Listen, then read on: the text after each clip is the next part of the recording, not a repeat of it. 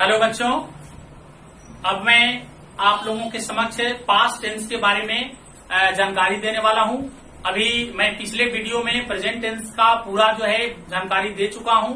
आप जाकर के उसको देख सकते हैं, जान सकते हैं।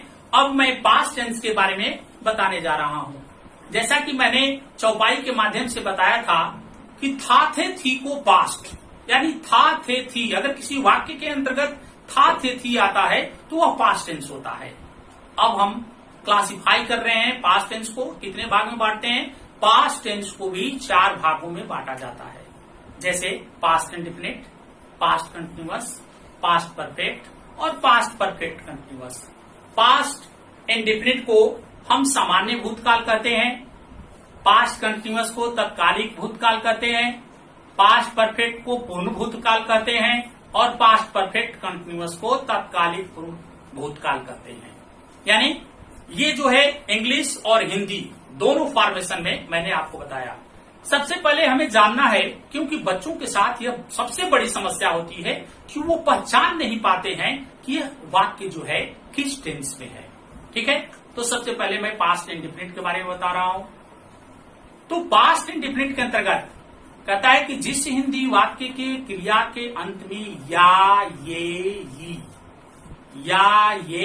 ये ताथा तीथी तेथे लगा रहता है, उस हिंदी वाक्य को हम पास्ट इंडेफिनिट टेंस में समझते हैं। अब इसको कैसे हम अनुवाद करते हैं, इसको ट्रांसलेट करते हैं, इसके बारे में हमें जानकारी प्राप्त करना है। तो इसके लिए हमें उसके स्ट्रक्चर पर ध्यान देना होगा।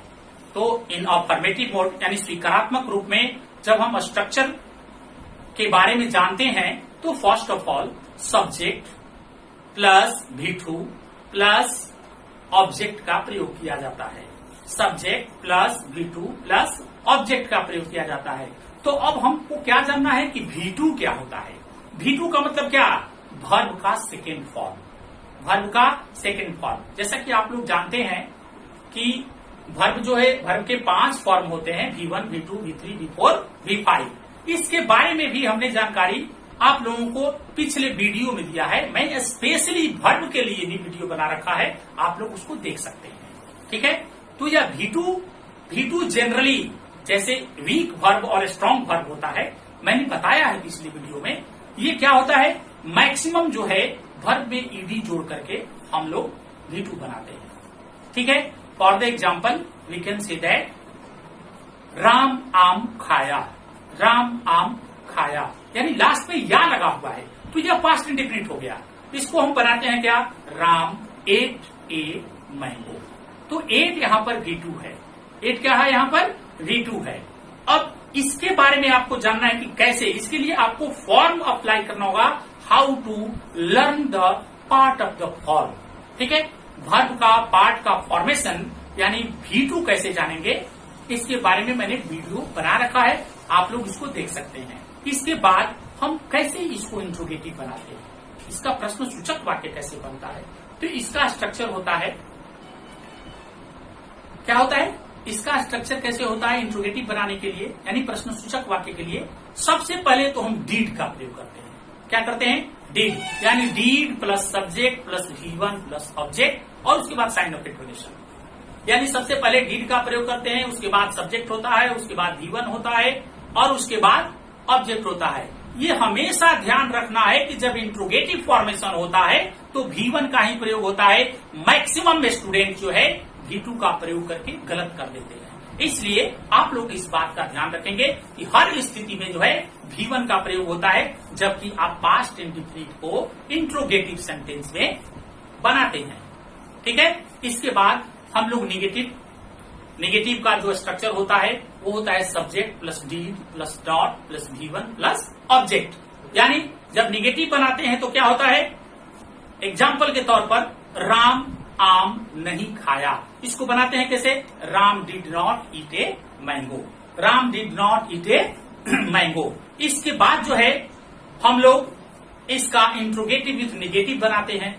तो इंट्रोगेटिव विथ नेगेटिव का मतलब क्या हो गया? सबसे पहले हम लोग डिड का प्रयोग करते हैं, उसके बाद सब्जेक्ट होता है, उसके बाद नॉट होता है, उसके बाद क्या होता है? V1 होता है और उसके बाद ऑब्जेक्ट और लास्ट में साइन ऑफ इंट्रोगेशन हो जाता है।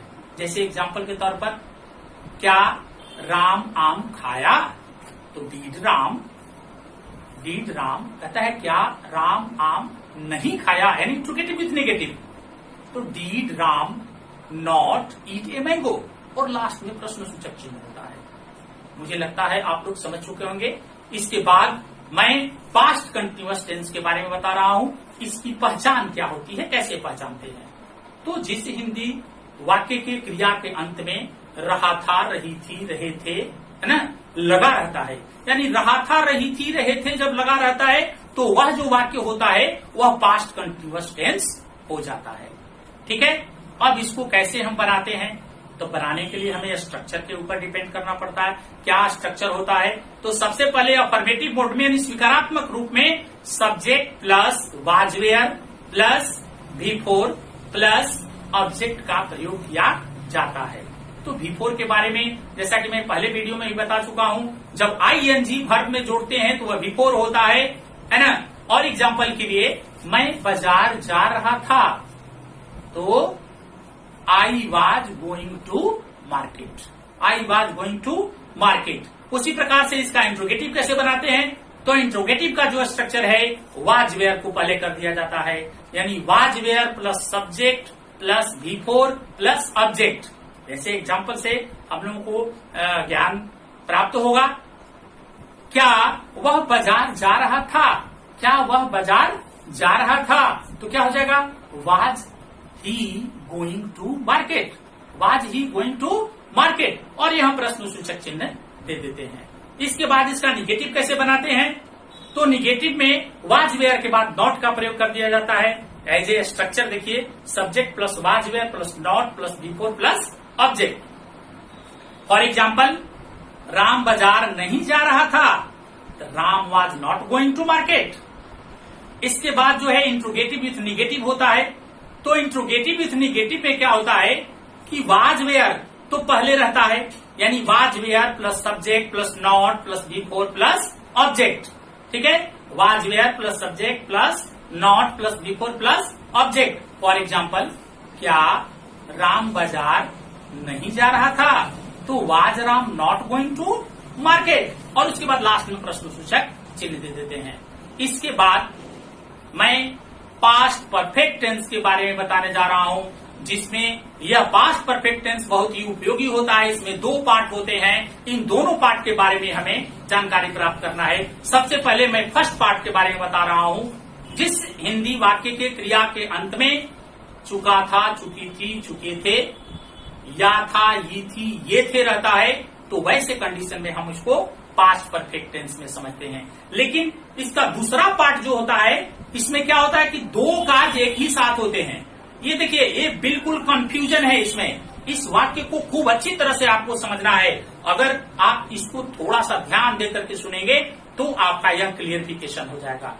इसमें दो पार्ट होता है, एक ही साथ दो कार्य होता है, लेकिन दोनों के बीच में कुछ अंतर रहता है। जैसे राम के आने के पहले वह सो चुका था, राम के आने के पहले वह सो चुका था। देखिए, राम का आना भी होता है और सोना भी होता है, दोनों कंडीशन में कंट्राडिक्शन है। इसको समझने के लिए आपको ध्यान देना पड़ेगा। तो क्या होता है कि जो कार्य पहले होता है, जो कार्य पहले होता है उसको हम पहले बनाते हैं। देखिए, स्ट्रक्चर के बारे में पहले जानिए। As a simple structure of present perfect past perfect tense क्या होता है? Subject plus had plus V3 plus object. ये आपका सिंपल हो गया। अब इसमें क्या करना है कि जब दोनों वाक्य एक साथ आते हैं तो सबसे पहले जो पहला कार्य होता है उसको हम क्या करते हैं? सिंपल स्ट्रक्चर में बनाते हैं। जैसे मेरे आने के पहले वह जा चुका था, तो देखिए, मेरे आने के पहले मैं आया नहीं था, इसके पहले वह जा चुका था। तो ऐसे कंडीशन में जा चुका था को हम पहले बनाते हैं। क्या बनाते हैं? वह जा चुका था, ही had gone, he had gone. उसके बाद जो दूसरा पार्ट होता है वो V1 हो जाता है। वहां पर क्या हो जाता है? V2 का प्रयोग करते हैं, यानी पास्ट इंडिफिनिट टेंस भी यूज होता है। जैसे मेरे आने के पहले वह जा चुका था, तो he had gone before I came, before I came. यानी जो सेकेंड वाक्य होता है, दूसरे वाक्य को हम क्या करते हैं? पास्ट इंडिफिनिट टेंस में बनाते हैं। तो थोड़ा सा इसका ध्यान रखना होगा, सब्र करना होगा, इसके बारे में आपको सोचना होगा, उसके बाद ही आप इसको बना सकते हैं, क्योंकि ये थोड़ा सा कंट्राडिक्शन है और इसमें कंफ्यूजन यानी more confusion will be happen to the student. After that we will have to describe that when and how we will translate this type of sentence. ठीक है, इसके बाद हम लोग इसका इंट्रोगेटिव में सेम होता है, जैसा कि मैं पहले बताया था। इसमें हेड को पहले कर देंगे, क्या हो जाएगा, पहले हेड हो जाएगा, उसके बाद सब्जेक्ट हो जाएगा, उसके बाद V3 हो जाएगा, उसके बाद ऑब्जेक्ट हो जाएगा और उसके बाद साइन ऑफ इंटरोगेशन हो जाएगा। जैसे क्या वह बाजार जा चुका था, तो had he gone to market.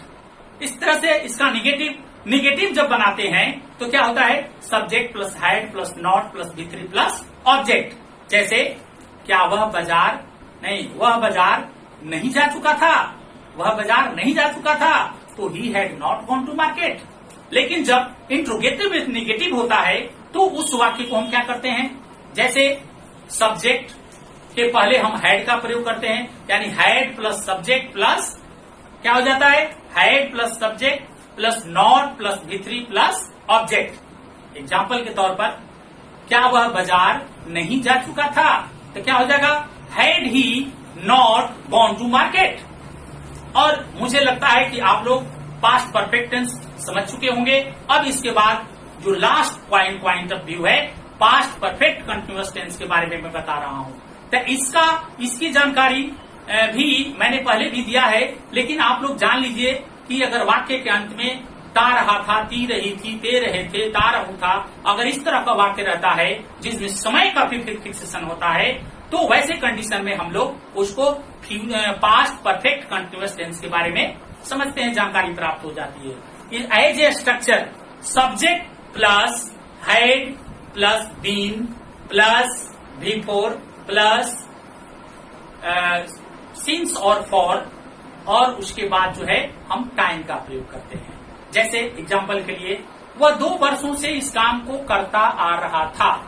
वह 2 वर्षों से, यानी टाइमिंग यहाँ दिया हुआ है, वह 2 वर्षों से इस काम को करता आ रहा था, तो क्या हो जाएगा, he had been doing this work for 2 years। यानी सिंस और फॉर को हमें जानना है एज ए प्रीपोजिशन। मैंने प्रीपोजिशन का वीडियो भी बना रखा है, आप मेरे वीडियो के अंतर्गत जाकर के जान सकते हैं, लेकिन थोड़ी सी जानकारी मैं दे रहा हूं कि फॉर का प्रयोग हम पॉइंट ऑफ टाइम के लिए करते हैं और सिंस का प्रयोग जो है फिक्स टाइम ऑफ पीरियड के लिए किया जाता है। इसी प्रकार से इसका निगेटिव भी बनता है, यानी हैड के बाद नॉट का प्रयोग करके बीन और V4 और उसके बाद सिंस और फॉर और टाइमिंग का प्रयोग करते हैं। और जस्ट जो है इंट्रोगेटिव का भी प्रयोग हम हैड को केवल सब्जेक्ट से पहले कर देते हैं, बाकी क्रियाएं सामान्य रूप से रहती है और लास्ट में साइन ऑफ इंट्रोगेशन का प्रयोग किया जाता है। उसी तरह से आपको निगेटिव विथ इंट्रोगेटिव में हैड पहले रहता है, उसके बाद सब्जेक्ट रहता है, उसके बाद बाकी सारी क्रियाएं सेम रूप में होती है। इस प्रकार से हम लोग जानते हैं कि यह पास्ट परफेक्ट कंटिन्यूअस टेंस समाप्त हो जाता है। अगर आपको मेरा पॉइंट ऑफ व्यू, मेरा टीचिंग, मेरा मेथड